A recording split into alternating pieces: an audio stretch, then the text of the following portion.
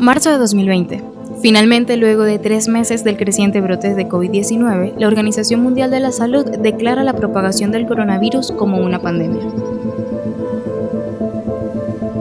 El mundo entero atravesó una de las crisis más desafiantes en toda su historia, que no solo afectó la salud pública, sino también todos los niveles económicos y sociales.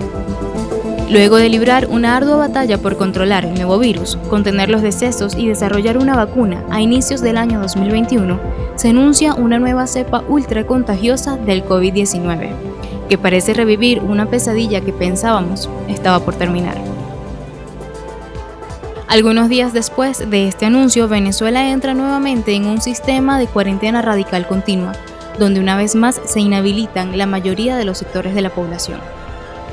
En marzo de 2021, la Red Nacional de Intercesión de Venezuela, que interconecta a congregaciones en todo el país, lanza la campaña de oración nacional Todos contra el COVID, como una respuesta de la Iglesia cristiana para hacer frente a este virus. Luego de más de un año atravesando una pandemia mundial y cientos de iniciativas sociales y espirituales, es inevitable que surjan algunas preguntas. ¿Es la voluntad de Dios todo lo que estamos atravesando? ¿Por qué justo en este momento la Iglesia se levanta contra el COVID? ¿Orar hará realmente alguna diferencia? ¿Es verdad que Dios controla todo lo que está sucediendo? ¿Por qué hacer la campaña Todos contra el COVID en este momento y no hacerla antes?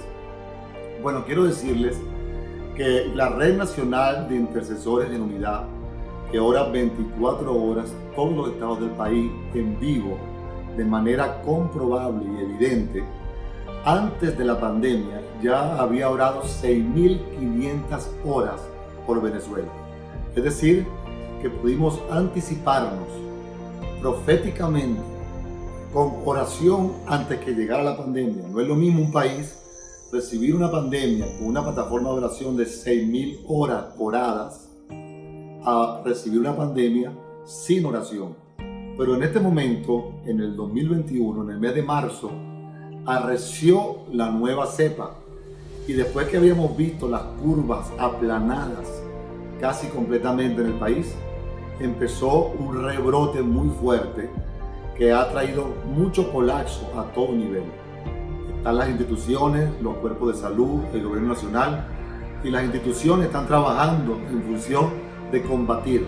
Pero la Iglesia de Cristo ocupa un lugar que nadie puede ocupar, y es el lugar de la oración, el lugar de la fe, el lugar del acuerdo, el lugar de la unidad, para ayudar y colaborar contra esta pandemia. Por eso en este momento de emergencia también se levanta una estrategia de emergencia, y en este momento de presión también se levanta una estrategia para presionar este ambiente de enfermedad y de muerte, para traer la vida y la salud al país a través de la fe y a través de la oración. La oración tiene un efecto y se ha estudiado, y sí tiene un efecto beneficioso tanto en el aspecto emocional como en el aspecto físico. Hay varios estudios. Hay un pastor bautista de Estados Unidos que no creía en las lenguas. Parte de la oración incluye el hablar en lenguas. Y él estuvo al principio en contra del hablar en lenguas, que es parte de la oración. The New York Times hizo un estudio de 1.000 cristianos en Inglaterra para evaluar el efecto en la salud mental. Y su conclusión fue: contrariamente a lo que puede ser una percepción común, los estudios sugieren que las personas que hablan en lenguas rara vez sufren de problemas mentales. En segundo lugar, también hubo un estudio en el Departamento de Neurociencia en el área médica de la Universidad de Pensilvania. El doctor que supervisaba el estudio era el doctor Andrew Newberg, profesor asociado del Departamento de Radiología y Psiquiatría y adjunto profesor del Departamento de Estudios Religiosos. Y también está certificado en la Junta de Medicina Interna, Medicina Nuclear y Cardiología Nuclear.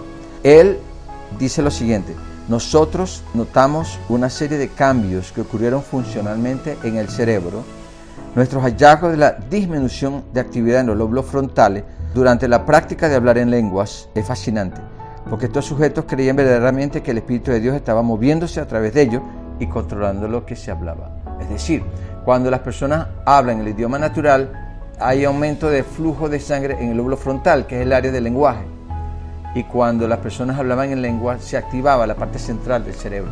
Realmente sí hay un cambio. Las personas que hablaban en lenguas, igualmente repito, media hora, una hora en lenguas diario, ese elemento en la práctica del hablar en lengua, su sistema inmune mejoró en un 35 al 40% en relación a la población que no lo hacía, lo que indica una cantidad de activación de los anticuerpos, de los linfocitos y de los plasmocitos en personas que oran en lenguas.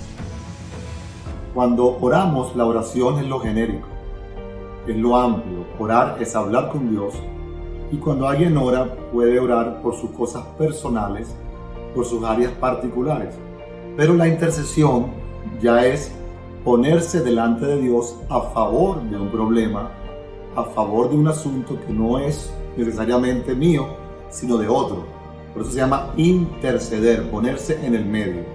De manera que cuando intercedemos por Venezuela, por el COVID, por la enfermedad, por la desesperanza, por el temor, estamos poniéndonos a favor de los que están sufriendo, a favor de los que están enfermos, a favor de los que están padeciendo enfermedades, necesidades. Y eso es intercesión cuando se ora por personas que no son las que está orando.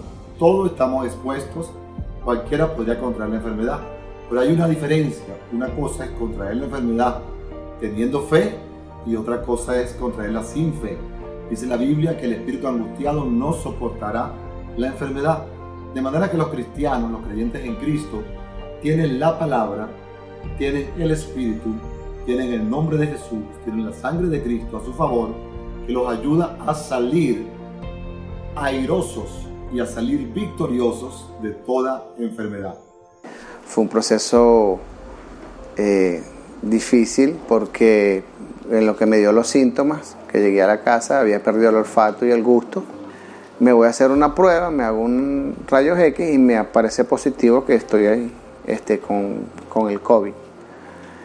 Luego me empezaron a hacer el tratamiento y me empezaron a hacer la prueba del oxímetro y resulta que lo tenía muy bajo. Claro, no podía trabajar, yo soy sustento de mi familia. Cuando me ven la saturación otra vez empieza a bajar de 85 a 78 y fue bajando, llegó a 65, creo que llegó hasta el último 62. Cuando la doctora yo le mostramos y dice, bueno, pero esto es un milagro de Dios porque con menos de 90 lo hospitalizan y con menos de 85 lo intuban. Una noche mi esposo pasó tosiendo mucho toda la noche y no dormí, lloré, temblé, tuve mucho miedo.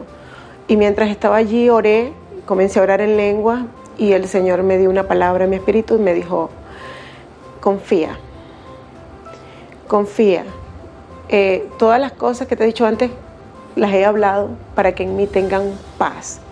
Y me vino otra vez el versículo que decía que la enfermedad no era para causa de muerte, sino para que su nombre fuera glorificado. Vemos la provisión de Dios en oración, el alimento, cómo llegaba a mi casa, yo sin tener que salir, conseguía el oxígeno, porque me pusieron tratamiento de oxígeno, aunque yo no sentía la fatiga, estaba normal, porque yo era asintomático. Y el médico me dijo, esas son las personas que vas caminando y te mueres en la calle, porque llega un momento que el COVID invade los pulmones de una sola vez y ya hasta ahí llega la persona. Y de verdad es un milagro que tú estés ahí.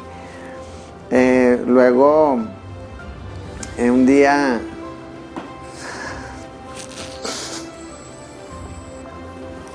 me dice mi esposa, mi amor, se está acabando todo, o sea, ya no tenemos el alimento, nos falta hasta el jabón. Al día siguiente vino una provisión sobrenatural a nuestra casa. Vino los jabones, vino la carne, vino todo el queso, vino la provisión que necesitábamos para el mes que faltaba, el Señor la trajo. Entonces vemos que Dios está a favor de sus hijos. Yo no presenté síntomas de días, sino que de un momento a otro empecé a tener dificultad respiratoria. Como algunos saben, pues yo no soy caraqueño, yo vivo acá desde hace unos 4 años, pero vivo solo. Y empecé a orar, creo que tuve una ruta muy similar a la de muchos, donde empecé a sentir temor, sobre todo porque no podía respirar. En 6, 10 pasos caí de rodillas sin poder respirar del cansancio que tenía. Me recosté y comencé a orar y le dije: Señor, no, mi historia no puede terminar aquí.